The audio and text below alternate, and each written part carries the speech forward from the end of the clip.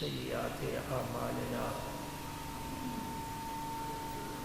من يهده الله فلا مضل له ومن يضلل فلا هادي له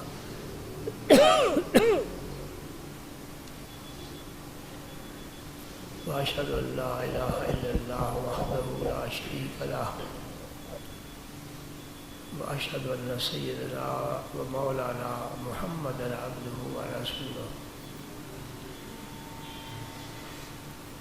الذي أرسله الله بالحق بشيرا ونذيرا وداعيا إلى الله بإذنه وسراجا منيرا أشهد أنه صلى الله تعالى عليه وسلم بلغ الرسالة ونصح الأمة وكشف الغمة وجل الظلمة وجاهد في سبيل الله وعبد ربه حتى أتاه اليقين. اللهم صل على سيدنا محمد وعلى آل سيدنا محمد وبارك وسلم. اللهم صل وسلم على رسولك الكريم وآله الطاهرين رب اغفر وارحم وأنت خير الراحمين. أما بعد فأعوذ بالله من الشيطان الرجيم. بسم الله الرحمن الرحيم. إن الله وملائكته يصلون على النبي يا أيها الذين آمنوا صلوا عليه وسلموا تسليما. اللهم صل على سيدنا محمد وعلى آل سيدنا محمد وبارك وسلم. اللهم صل وسلم على رسولك الكريم وآله الطاهرين رب اغفر وارحم وأنت خير الراحمين. اللهم صل وسلم على رسولك الكريم وآله رب اغفر وارحم وأنت خير الراحمين. هو الحبيب الذي ترجى لشفاعته لكل هول من الأهوال مقتحمه. مولاي صل وسلم دائما أبدا على حبيبك خير الخلق كلهم محمد سيد الكونين والثقلين والفريقين من عرب ومن عجم. مولاي صل وسلم دائما أبدا على حبيبك خير الخلق كلهم. فإن من جودك الدنيا وضرتها ومن علومك علم اللوح والقلم. مولاي صل وسلم دائما أبدا على حبيبك خير الخلق كلهم. تصور کی دنیا میں گم ہو جائیں، یہ تصور ہمیں اللہ کے حبیب کی بارگاہ میں لے جائے گا. جسم فانی ہے، اس جسم میں حکومت روح کی ہے. جب روح پہنچ جائے، جسم نہ بھی پہنچے، کوئی بات نہیں ہے. تصور کی دنیا بڑی خوبصورت ہے. اللہ کا تصور نہیں ہو سکتا. لا یتصور، اللہ کا تصور نہیں کیا جا سکتا. اور اللہ کی ذات کے بارے سوچنا بھی منع ہے. اس کی صفتوں کے بارے میں غور و فکر کیا جا سکتا ہے، اس کی قدرتوں کو دیکھا جا سکتا ہے. اللہ کا تصور نہیں، پھر کس کا تصور باقی رہ گیا؟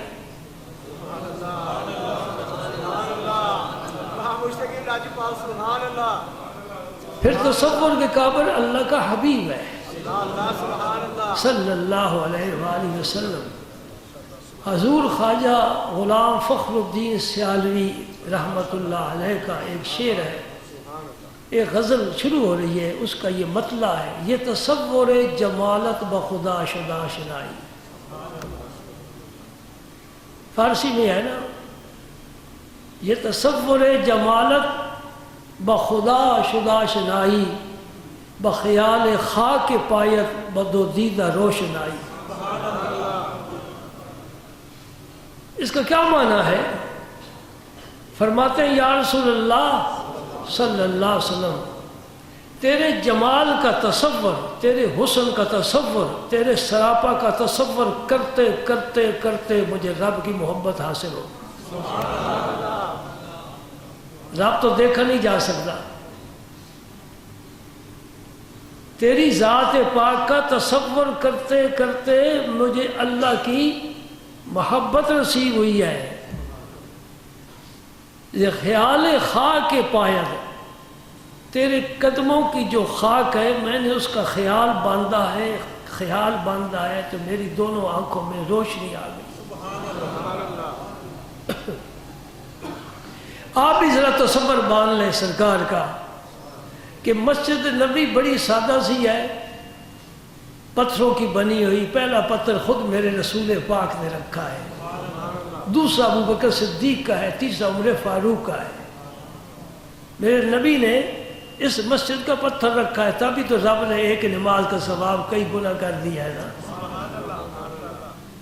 اور اس کی دیواریں بڑی سادہ ہیں، اور چھت پر کھجور کی ٹہنی ہے، شاخیں ڈالی ہیں، بارش ہوتی ہے 1 گھنٹہ، چھت ٹپکتا ہے سارا دن، ساری رات۔ اس کیچڑ میں صحابہ سجدے کیا کرتے تھے، خشک مٹی پر بھی ہم نہیں بیٹھ سکتے، ہمارے کپڑے خراب ہوتے ہیں۔ اللہ کے رسول کے صحابہ، خود نبی پاک، بارش ہوتی تھی تو مسجد کے کیچڑ میں سجدے ہوتے تھے، وہی بیٹھتے تھے۔ وہ تصور باندھو نا کہ صدیق اکبر ہیں، ادھر عمر فاروق ہیں، عثمان غنی ہیں، علی المرتضیٰ ہیں، وہ پیچھے حضرت بلال بھی بیٹھے ہیں، ادھر ابو ہریرہ ہیں، ابو سعید خدری ہیں، حضرت صاحب بن ابی وقاص ہیں، یہ سارے صحابہ، ابو ذر غفاری وغیرہ، سارے حضور کے پاس اس طرح بیٹھے جس طرح شمع کے ارد گرد پروانے گھومتے پھرتے رہتے، اور نبی پاک کس طرح بیٹھے جس طرح ستاروں میں چاند ہوتا ہے۔ اور صحابہ جب فرصت ملتی ہے سرکار کا شانہ اقدس میں تشریف لے جاتے ہیں تو پھر حضور کی باتیں کرتے ہیں۔ میں وہ باتیں آپ کو سنانے کے لیے بیٹھا ہوں۔ ایک تو یہ صحابہ کو خیال آیا کہ جو آپ کی خلوت کی زندگی ہے، یہ درون خانہ کی زندگی ہے، وہ ہمیں تو پتہ نہیں۔ حضور کا گھر تشریف لے جاتے ہیں تو گھر میں آپ کی کیا مصروفیات ہوتی ہیں جی، تو وہ کس سے پوچھے؟ ازواج مطہرات کے بغیر کوئی نہیں بتا سکتا۔ ام المومنین حضرت عائشہ صدیقہ رضی اللہ تعالی عنہ سے پوچھتی ہیں کہ ان کے ساتھ حضور کا خصوصی تعلق ہے۔ خصوصی تعلق کیا مطلب ہے خصوصی تعلق کا؟ یہ بڑی ذہین تھی، حضور نے انہیں بہت علم عطا فرمایا، انہوں نے حضور کے علم کو اپنے سینے میں محفوظ رکھا ہے۔ حضور کے وصال کے بعد اگر صحابہ کرام کی کسی مسئلے میں 2 رائے ہو جاتی تھی یا قرآن پاک کی کسی آیت کی تفسیر سمجھنے میں مشکل پیش آتی تھی تو سب متفق طور پر کہتے تھے چلو حضرت عائشہ صدیقہ کے دروازے پر ان سے پوچھتے ہیں۔ اس قدر علم اللہ تعالیٰ نے نبی پاک کے طفیل عطا فرمایا تھا، تب حضور نے پوری توجہ دی ہے۔ اور حضور نے جو زیادہ شادیاں کی ہیں اس کا بھی ہمیں مسئلہ سمجھ میں آ گیا، تاکہ حضور کی گھر کی زندگی کی بہت سی روایت کرنے والے ہوں، اور حضور کے بہت سے قبائل کے ساتھ رشتہ داری ہو جی۔ یہ عیب والی بات نہیں ہے۔ ایک بات میری یاد رکھو، کوئی عیب والی بات بھی ہوگی نبی کے پاس آ جائے گی، وہ بھی کمال والی بات ہو جائے گی۔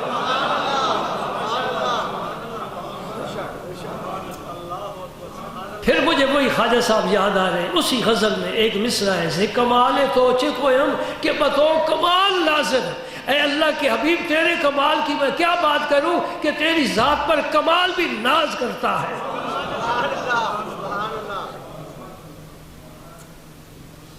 تکبر بری عادت ہے۔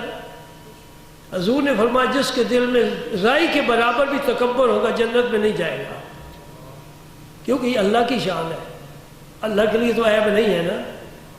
متکبر اللہ تعالیٰ کے اسماء الحسنی میں سے ایک اسم ہے، وہ متکبر ہے اور خود کہتا ہے۔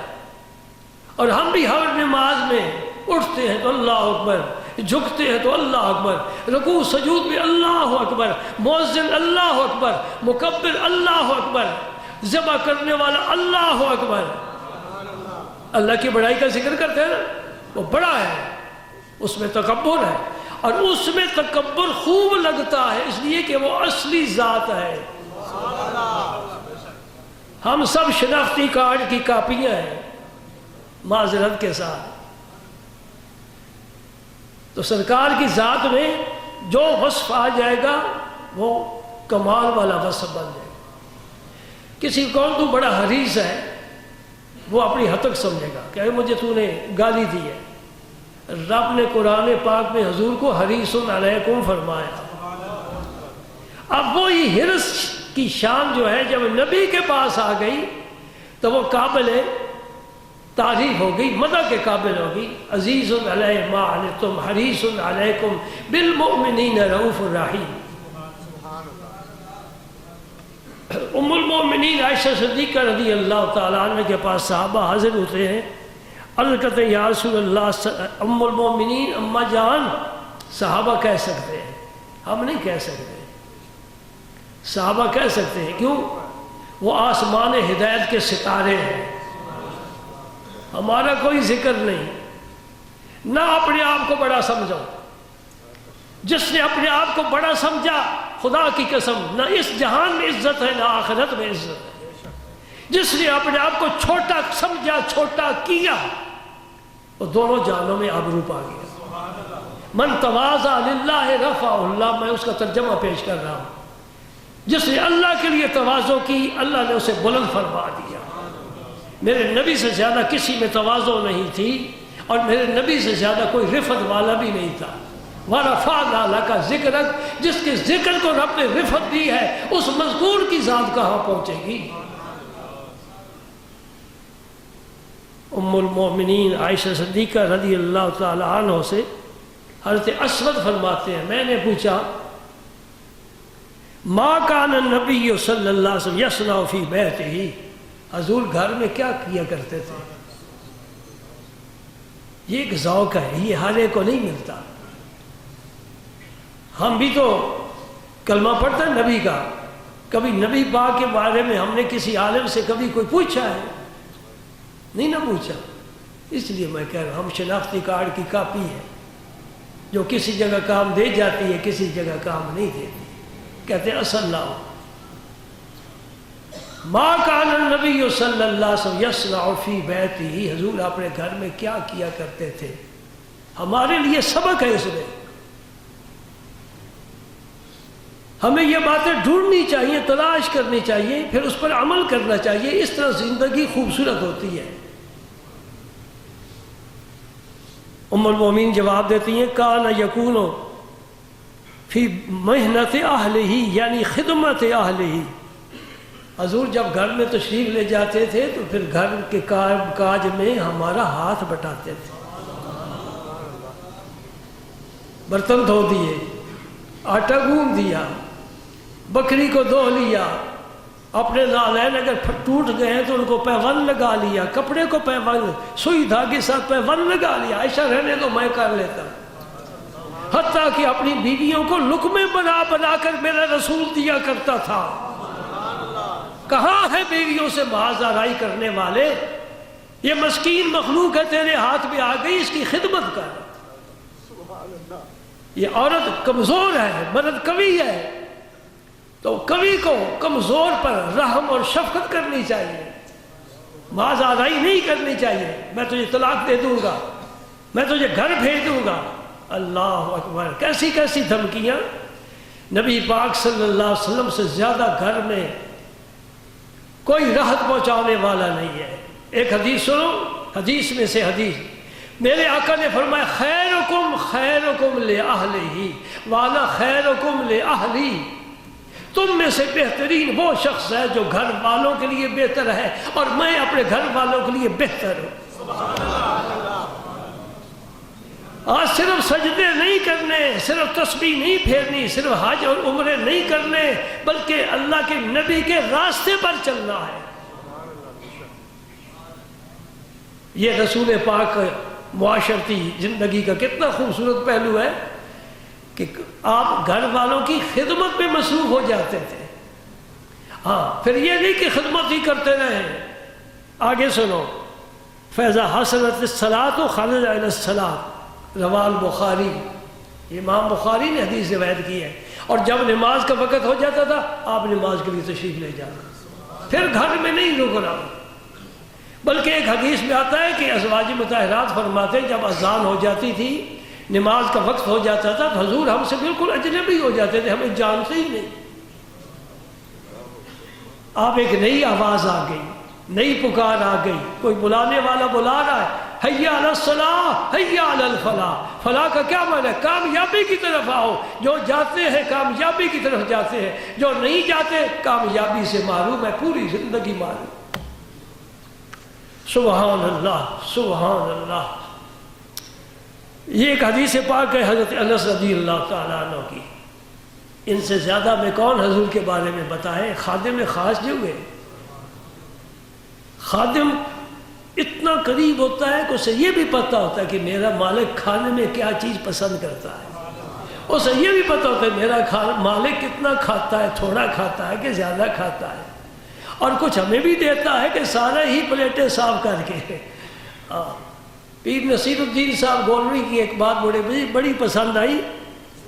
وہ فرمانے لگے بھئی حلوہ کھانا یہ تو سنت سب کو یاد ہے، پلیٹ صاف کرنی یہ سنت بھی سب کو یاد ہے، دین پر عمل کرنا اور نبی کے راستے پر چلنا یہ بڑا مشکل کام ہے. حلوہ کھانے کی سنت یہ گزار. یہ حدیث ہے بخاری شریف کی، میں بھی تمہیں سنائے دیتا ہوں. یوں ہی مولویوں کو بدنام نہ کیا کرو.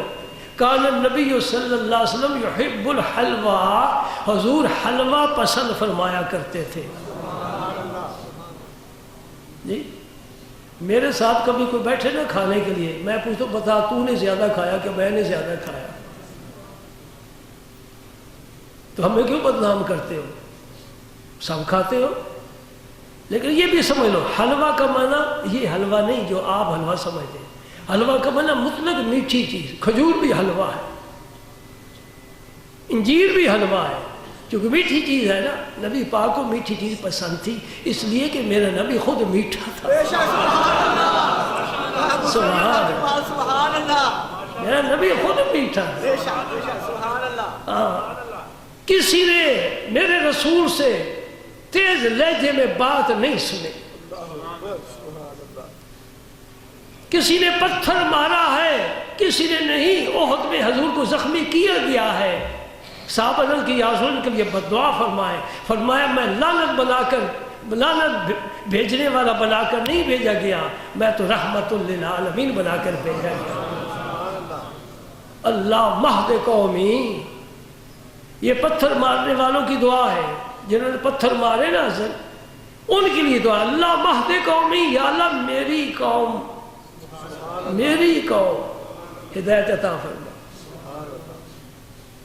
فَإِنَّهُمْ لَا يَعْلَمُونَ، یہ جانتے نہیں یہ کون ہستی ہے، جانتے نہیں کون سی مقدس ذات ہے. حضرت انس رضی اللہ تعالیٰ عنہ فرماتے ہیں کہ نبی پاک صلی اللہ علیہ وسلم کی چند خصائل حمیدہ. کان یعود المریض، کوئی بھی بیمار ہو جاتا ہے آپ اس کی مزاج پرسی کے لیے تشریف لے جاتے ہیں. سبحان اللہ. تو یہ ایک آپ کا وصف جو ہمارے اندر مکمل نہیں ہے. ہم پہلے گھر بیٹھ کر سوچتے ہیں کہ اس کے ساتھ تعلقات کیسے ہیں، مراسم کیسے. یاد آ گیا ایک یہودی کا بچہ حضور کی خدمت میں اکثر آتا جاتا تھا. جو اکثر آنے جانے والا ہو نا ان کے لیے خاص رجسٹر ہوتا ہے، اس پر خاص نام ہوتے ہیں. آپ کے موبائل پر ہر آدمی کا نمبر تو نہیں ہے نا، ان کی نمبر رکھتے ہو. اسی طرح اللہ کے دفتروں میں بھی خاص لوگوں کا نام ہے اور رسول پاک کے دفتر میں بھی خاص لوگوں کا نام ہے، ہر ایک کا نہیں. جو عام آتا جاتا ہو صبح و شام، کوئی وقت کی قید نہیں، اس کے ساتھ قلبی لگاؤ ہوتا ہے، پھر اس کی خیریت پوچھی جاتی ہے، اس کے لیے دعائیں کی جاتی ہیں۔ یہ وظیفہ ہے درویشوں کا۔ اور جو لاپرواہی کرے اللہ پاک کا قانون ہے، جو اللہ کے ذکر سے غافل ہوگا نا، من اعرض عن ذکری فإن له معیشۃ ضنکا ونحشرہ یوم القیامۃ اعمی۔ 2 سزائیں رب فرماتا میں دوں گا، ایک اس دنیا میں ایک آخرت میں۔ دنیا میں معیشت تنگ کر دوں گا اور آخرت میں قبر سے اندھا اٹھاؤں گا۔ قال رب لم حشرتنی اعمی، وہ کہے گا یا اللہ میری آنکھیں تو ٹھیک ٹھاک تھی، مجھے اندھا کیوں اٹھایا ہے؟ یہ ہے جملہ سننے والا جو میں بات پہلے کر چکا ہوں۔ اللہ پاک کیا فرمائے؟ کذالک اتتک آیاتنا، میری آیتیں تیرے پاس آئی ہیں، فنسیتها، تو نے ان کو بھلا دیا ہے، وکذالک اليوم تنسی، آج ہم نے تجھے بھلا دیا ہے۔ یہ تو قدرت کا قانون ہے نا، جو بھلا دے اسے بھلا دو، اور جو یاد کرے فاذکرونی اذکرکم، یاد کرو یاد کیے جاؤ گے۔ یہ اپنی مرضی کہاں کسی کی سیٹ پر کوئی رکھنا چاہتا ہے۔ اس یہودی بچے کو حضور نے اپنی نگاہ لطف و کرم میں لے لیا کہ یہ آتا جاتا ہے، کچھ دن نہیں آیا تو یہودی کے بچہ سمجھ کے حضور نے نظر انداز نہیں کیا، بلکہ اس کے آنے جانے کی ادا کو پسند فرما کر صحابہ سے پوچھا اس بچے کا کیا ہوا، وہ اب کبھی نہیں آیا۔ ایک آدھ دفعہ تو پوچھنا ہوتا ہے، تو اس سے بھی پتہ چل جائے کہ پوچھا تو سر پھر جھکا لے تو اسے پھر رہنے دینا، پھر نہیں پوچھنا۔ یہ اصول ہمارے بزرگوں کے چلا آ رہا ہے۔ اللہ اکبر اللہ اکبر اللہ اکبر اللہ اکبر۔ دیکھنا چاہیے کون فائدہ دیتا ہے، کون فائدہ لیتا ہے، کس کو جھکنا ہے اور کس کے سامنے جھکنا ہے، یہ سمجھنا ہے۔ نبی پاک سے زیادہ مخلوق میں سے کسی نے کسی کو فیض نہیں دیا، فائدہ نہیں پہنچایا، لہذا نبی کے دروازے پر ہمیں ہر حال میں جھکنا ہوگا، ان پر درود بھیجنے ہوں گے، ان کی سنت پر عمل کرنا ہوگا، اور ان کے آل بیت سے صحابہ سے محبت کرنا ایمان والوں کے لیے ضروری ہے۔ عرض کی یا رسول اللہ وہ بیمار ہے، فرمایا چلو یعود المریض، وہ مریض ہے، چلو اس کو پوچھیں۔ آپ چلے گئے، وہ نظر کے عالم میں تھا، آخری سانس تھی، باپ یہودی اور بیٹا بھی باپ کے عقیدے پر ہوتا ہے۔ آپ وہاں بیٹھ گئے، یہودی کے گھر جا کر بیٹھ گئے۔ ہم نے کلمے پڑھنے والوں میں بھی اتنی اونچی مضبوط دیواریں سکندری قائم کی ہوئی ہیں، پیار محبت ہوتی تو یہ نفرتیں نہ پھیلتی۔ اس کا باپ وہاں تورات پڑھ رہا تھا، یہ ان کی اپنی کتاب ہے آسمانی۔ حضور نے اس کے باپ سے پوچھا کہ یہ تورات تو پڑھ رہا ہے، اس میں میرا ذکر ہے کہیں؟ کیونکہ قرآن کہتا ہے الذین یجدون الذین یتبعون الرسول النبی الامی یجدونہ مکتوبا عندہم فی التوراۃ والانجیل۔ حضور کا ذکر تورات میں بھی ہے، انجیل میں بھی ہے۔ اب یہودی اگر یہ کہتا نا کہ آپ کا ذکر ہے تو پھر اسے کلمہ پڑھنا پڑتا، لیکن اس میں تعصب تھا، انہوں نے کہا آپ کا ذکر ہماری کتاب میں نہیں ہے۔ ہاں وہ بچہ بول اٹھا یا رسول اللہ آپ کا ذکر اس کتاب میں ہے، میرا باپ جھوٹ بول رہا ہے۔ ہاں اور ایک شعر سنو اردو کا، ہم نشیں کیسے کہتے ہیں جو پاس بیٹھتا ہے، ساتھی، دوست، محبت کرنے والا۔ ہم نشیں جب میرے دن بھلے آئیں گے، ہم نشیں جب میرے دن بھلے آئیں گے، بن بلائے آپ میرے گھر چلے آئیں گے۔ ہم نشیں جب میرے دن بھلے آئیں گے، میری کوشش سے نہیں، میرے آنسو سے نہیں، میری فریاد سے نہیں، گریہ و زاری سے نہیں، جب میرا مقدر سمجھ جائے گا ستارہ بلندی پر ہوگا، ہم نشیں جب میرے ایام بھلے آئیں گے، بن بلائے آپ میرے گھر۔ اس بچے کے دن بھلے آ چکے تھے، اللہ کا رسول اس کے گھر آ گیا، یہودی کا بیٹا ہے، باپ یہودی ہے، اور انکار کر رہا ہے کہ آپ کا ذکر تو رات میں نہیں۔ بچہ کہتا ہے یا رسول اللہ آپ کا ذکر تو رات میں ہے۔ میرے نبی نے فرمایا پھر پڑھ کلمہ، کلمہ پڑھ لیا۔ آپ نے یہودی کو فرمایا اٹھ جا، اب یہ تیرا نہیں اب میرا ہے۔ آنکھوں میں اشارے ہو گئے، تم ہمارے ہم تمہارے ہو۔ یہ تجارت کیا کرو، کاروبار یہ کیا کرو، کیا دکان پر بیچتے اور کیا خریدتے ہو؟ یہ ہے کاروبار کرنے والا، کسی سے آنکھ ملاؤ، یا اسے اپنا بنا لو یا اس کے ہو جاؤ۔ اے نفاق چھوڑ دو، پکے ہو جاؤ، ثابت ہو جاؤ۔ یہ ہوائیں کیوں تمہیں ہلاتی ہیں؟ حضرت محبوب الہی نے فرمایا ہوا سے ہل جائے وہ تنکا ہے، جو قائم رہے وہ پہاڑ ہے۔ نہیں سمجھے؟ میں سبق تو اپنی طرف سے تو بڑے اچھے اچھے ڈھونڈ کر دیتا ہوں، پتہ نہیں جاتے کدھر ہیں، فضا میں اڑ جاتے ہیں۔ اللہ ہدایت دینے والا ہے، وہ تو ہمارے پاس نہیں ہے۔ یہودی اٹھ گیا، حضور نے ثابت ہوا اٹھا لو اس بچے کو، لے چلو، اب ہمیں اپنے طریقے کے مطابق اسے غسل دیں گے، کفن دیں گے، جنازہ محمد رسول اللہ پڑھائیں گے۔ سبحان اللہ۔ آج کسی غوث قطب کو بھی یہ سعادت حاصل نہیں کہ ان کا جنازہ اللہ کا رسول پڑھائے۔ بچہ کہاں پہنچ گیا، کہاں سے چلا، کتنے تھوڑے وقت میں پہنچ گیا۔ یہ نبی کا کمال ہے۔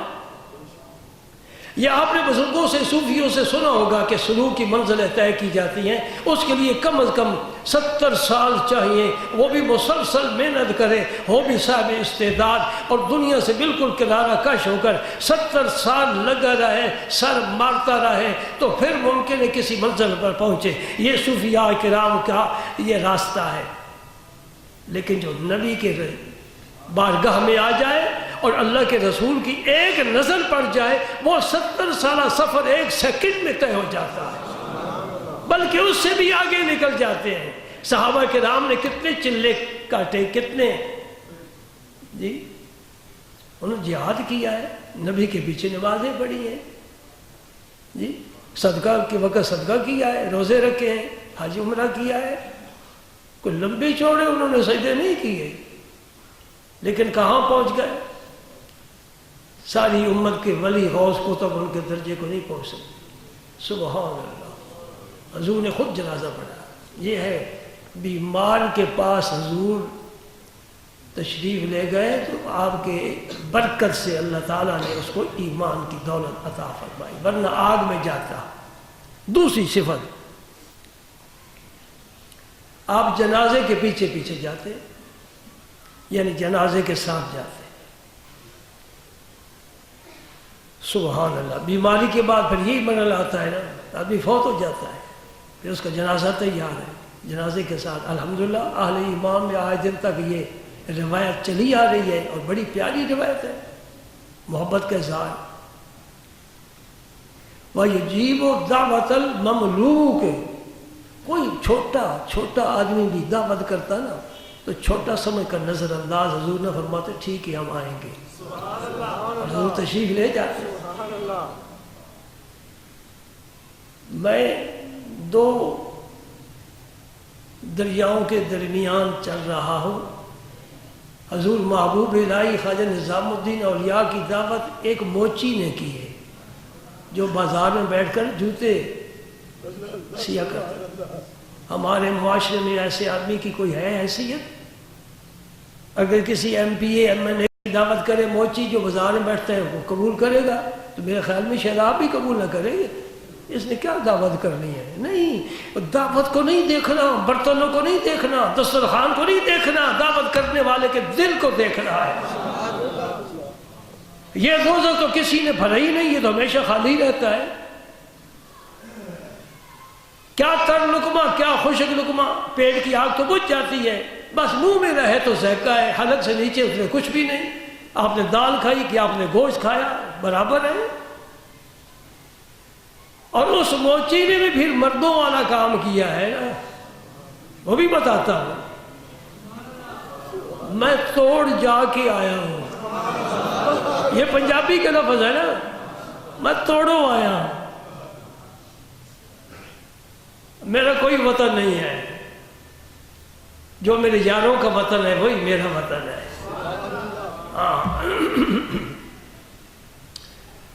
اس نے کھچڑی بنائی اور سب سے سستی غذا، اور اتفاق سے نمک زیادہ ڈال دیا۔ کبھی بنائی جو نہیں ہے، بیویوں کا کام ہے، مرد کیا پکڑائے۔ جب کھانے بیٹھے نا حضرت کے سارے خادم تو خوش طبعی بھی کرنے لگے، بھائی آج تو نمک زیادہ ہو گیا۔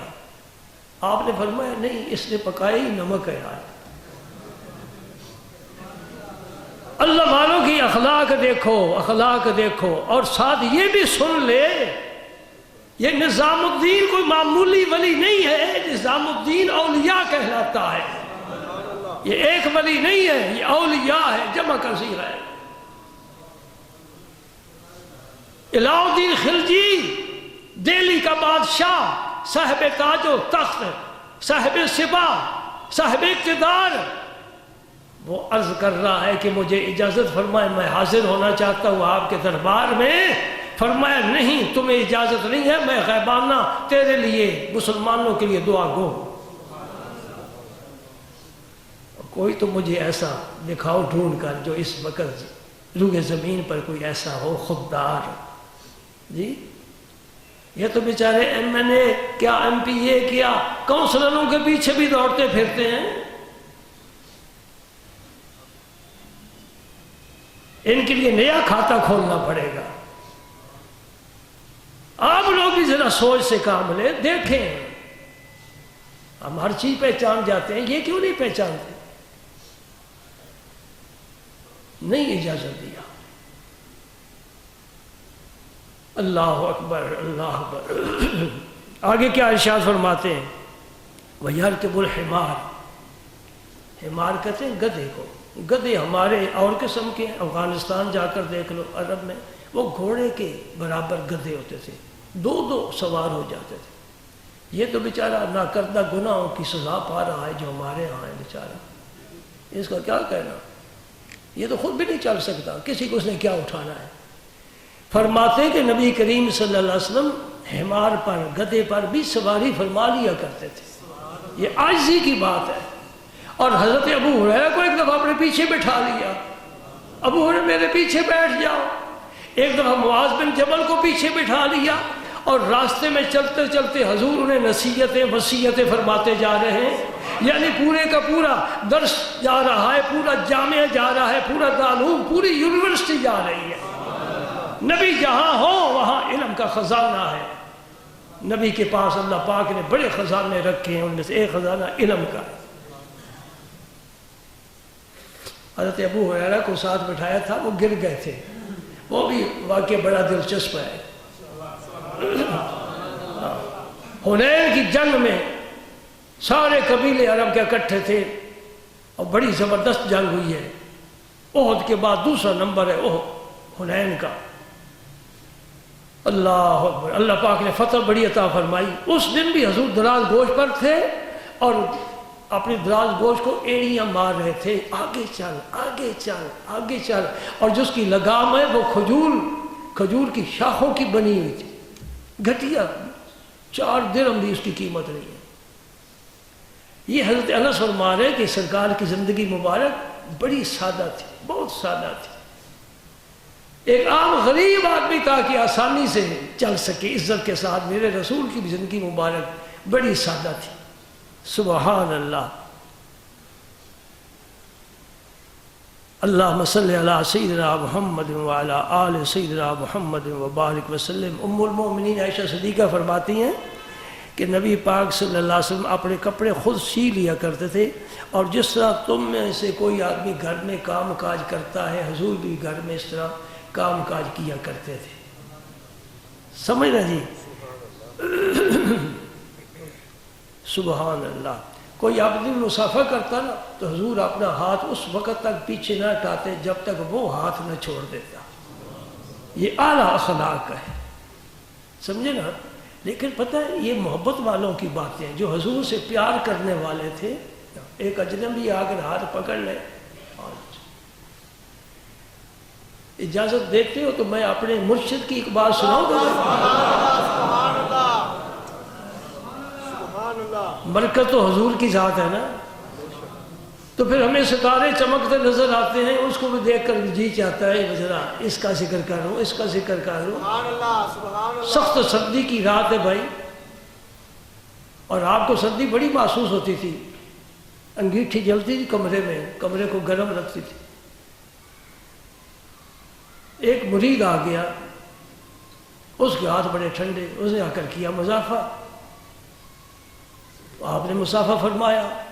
ایک ہاتھ ٹھنڈا ہو، ایک کا گرم ہو، اور وہ ٹھنڈک زیادہ محسوس کرتا ہو تو اب ہاتھ چھوڑ دینا چاہیے. مصافحہ ہو گیا، وہ نہیں چھوڑا. آیا بڑی مدت کے بعد، آیا بڑی دور سے، آیا بھی دیر کے ساتھ، رات کے اندھیرے میں، اور آپ تشریف فرماتے. سن رہے میری بات؟ یہ کھوکھلا قمرالعلوم نہیں ہے، یہ کھوکھلی قمر سیالی روڈ نہیں ہے. یہ اس کے پیچھے ایک پوری تاریخ ہے، اور بڑی نورانی تاریخ ہے، بڑی وجدانی تاریخ ہے، اس میں بڑا ذوق ہے. اگر آپ محسوس نہ کریں تو میں کہہ دوں یہ گجرات والے تو کسی مولوی کو ایک کمرہ بھی بنا کر دینے کے لیے تیار نہیں. یہ کیسے قمرالعلوم بنا ہے؟ یہ شیخ کامل کی توجہ ہے، اللہ کا کرم ہے. پیر سے میری بات سنو. اس نے ہاتھ چھوڑا نہیں. آپ کو ٹھنڈک محسوس ہو رہی تھی، تھا مرید، کوئی اجنبی تو نہیں. آپ نے فرمایا پاسا ہوگی ملاقات، اب ہاتھ چھوڑ دے. کہتا ہے حضور میں نے اسے جانتا ہے، مجھے پہچانا ہے. اب فرمایا ہاں میں نے تجھے پہچان لیا، بیٹھ جا. نہیں جی تو سمن کوئی نہیں سے جانتا. آپ نے فرمایا نہیں بھائی میں تیرے سے جان لیا، تو بیٹھ جا. وہ پھر بھی ہاتھ نہ چھوڑے. بار بار جب اصرار کرے وہ بار بار جی آپ نے مجھے نہیں پہچانا. آپ فرماتے میں پہچانتا ہوں. پہچان کیوں؟ وہ کہتے ہیں نہیں پہچانا. فرمایا اچھا مجھے یہ بتا فلاں مہینے کی فلاں تاریخ کو رات کتنے بجے جس مکان میں سوئے وہ تھا، شیطان کے نیچے تیری چارپائی تھی، شیطان ٹوٹ گیا، تو کیسے بچا؟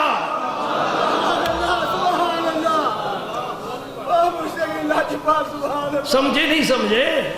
ذہن کام کر رہا ہے. کہاں پہنچے ہو؟ وہ کہاں کا رہنے والا، اس کا مکان کہاں ہے؟ یہ کب کی بات ہے؟ شیطان وہاں ٹوٹ رہا ہے، چھت وہاں گر رہا ہے، آپ تو اپنے حجرے میں ہیں. آپ کو کیسے پتا چلا؟ فرمایا میں تجھے اس وقت بھی جانتا ہوں، آج بھی جانتا ہوں، ہمیشہ جانتا رہوں گا. لیکن یاد رکھ، میں تمہیں بات کہہ رہا ہوں، یاد رکھ میں نے تجھے پہچانا ہے، تو نے مجھے نہیں پہچانا. پیر مرید کو پہچانتا ہے، مرید پیر کو نہیں پہچانتا، اس لیے کہ اس کی بلندی کو نہیں سمجھ سکتا کہاں ہے یہ. اگر سچا پیر ہو نا، اللہ کی قسم میں اپنے شیخ کو ساری زندگی نہیں سمجھ سکا، اب کیا سمجھوں. ساتھ نمازیں پڑھیے، بلکہ پڑھائیے نمازیں. آستانہ علی سیال شریف پر میں نے جمعہ بھی پڑھایا ہے، حضرت کے حکم کے مطابق عرس شریف کے موقع پر تقریر بھی میں نے کی ہے. اس گجرات میں سے مجھے کوئی ڈھونڈ کر دکھاؤ جس سے یہ اعزاز حاصل ہو.